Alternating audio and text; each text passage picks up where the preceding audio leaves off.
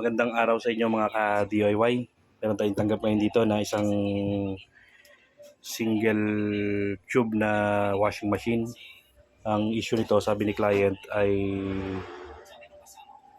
bigla na lang daw hindi gumana.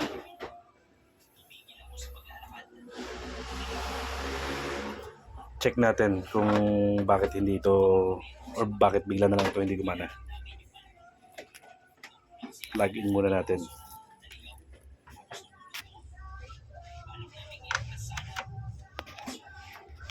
So yan, naka-plug in na siya. So gumagana naman yung timer niya. Yan o, kung maririnig niyo, lumalagitik siya. So check natin yung capacitor. Hindi na tayo mag-check dito sa timer kasi kita naman natin na gumagana na, or naririnig naman natin na gumagana. So diretso na tayo sa power cord muna, tapos capacitor, then motor. Check natin. Baklasin ko muna. Dalawang tornilyo nito. Check natin. Una, check muna natin yung continuity ng power cord. Baka hindi or walang continuity, baka naputol.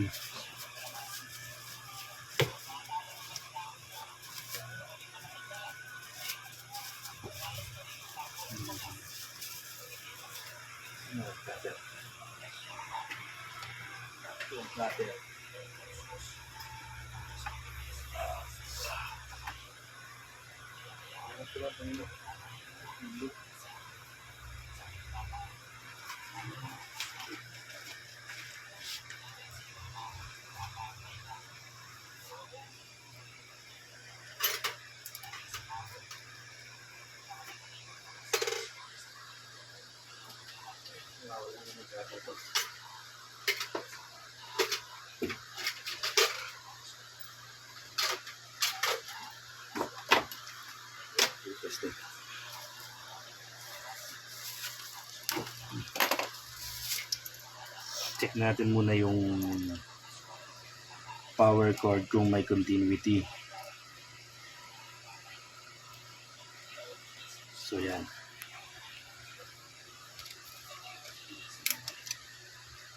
Sa buzzer test muna tayo.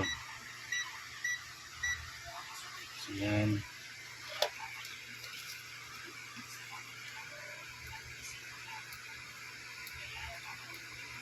Yan.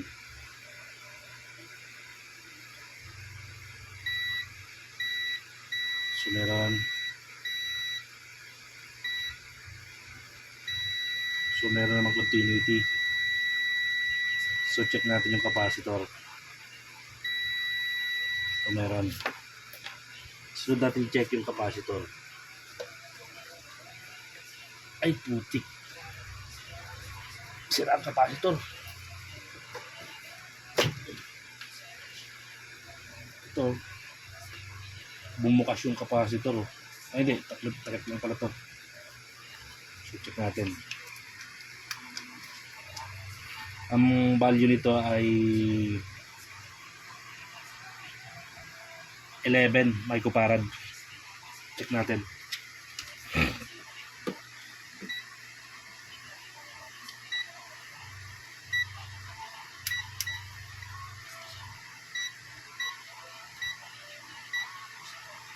Pasok pa. Pakita mo yung reading ng tester pa. 11 microfarad.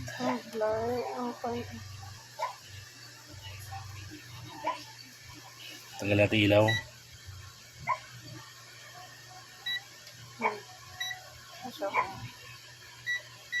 So yan, check natin kung pasok pa yung capacitor niya. Tapos sunod natin i-test yung motor kung sakaling goods pa rin yung capacitor niya.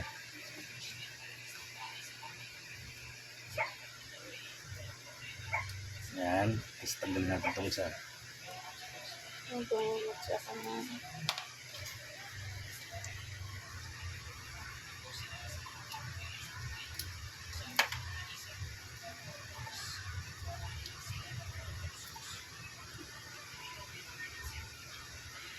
Tanggalin na natin.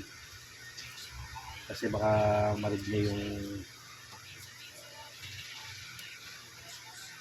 motor winding. May ikon din yun eh. May reading din yun eh.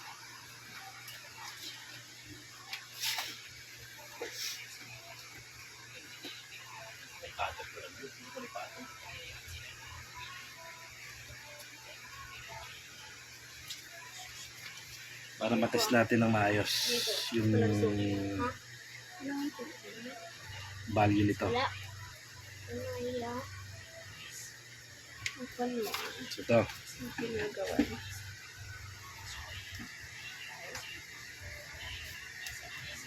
Uy, sumamay naman yung aking pan. Kaya ako nag-gloves eh.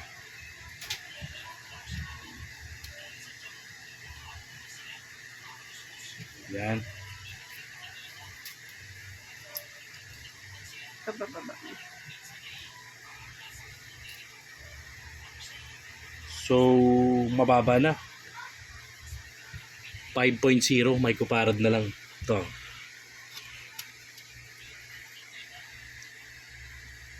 5.0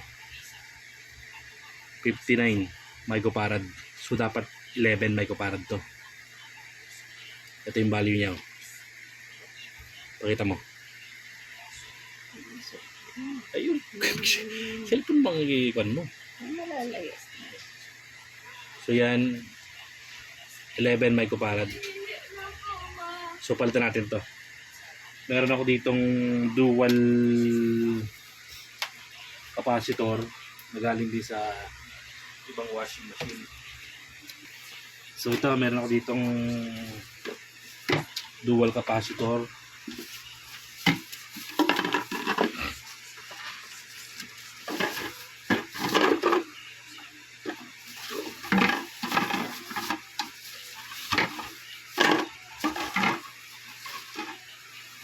Ito, kulay puti gamitin natin. Kabit muna natin tapos testingin agad natin. 13 microfarad to. Ang problema nito, parehas ang kulay nung wire niya. So ang gagawin mo na lang, pag mahina ang ikot, pagbaligtarin mo na lang or i-reverse mo.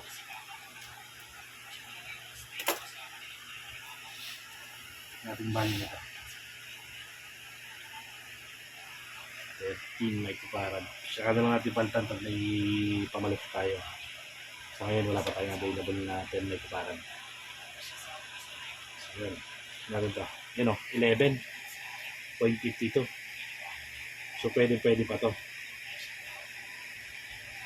Bumaba na siya ng 1.8 microfarad. So test natin to. Kabit na natin.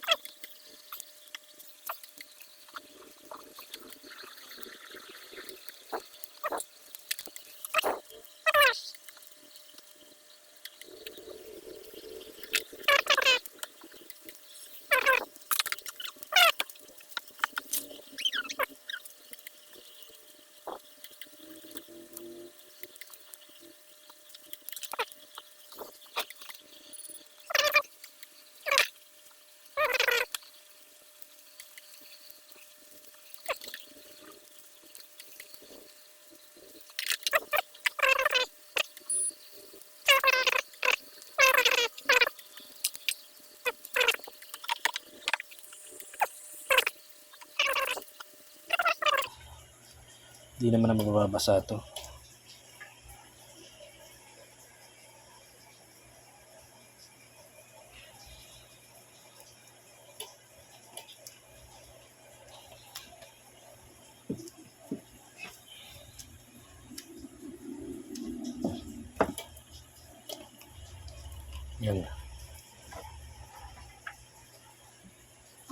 Ikot pa.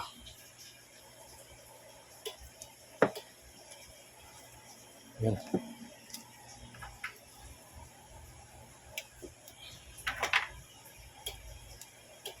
So yun, okay na siya. Takloban na natin. Takpan na natin.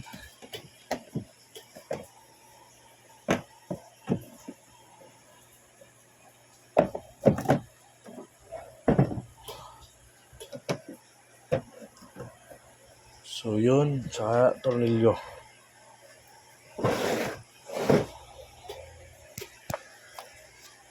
Aray ko.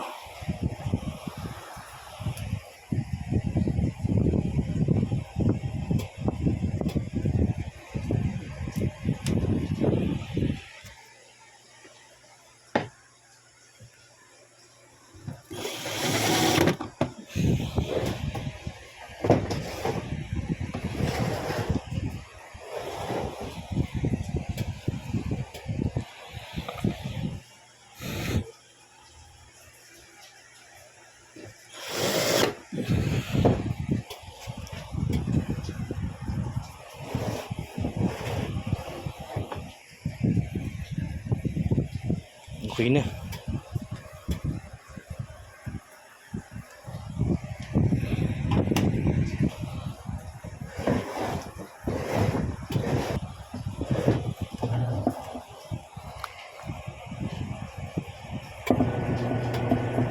So yun o.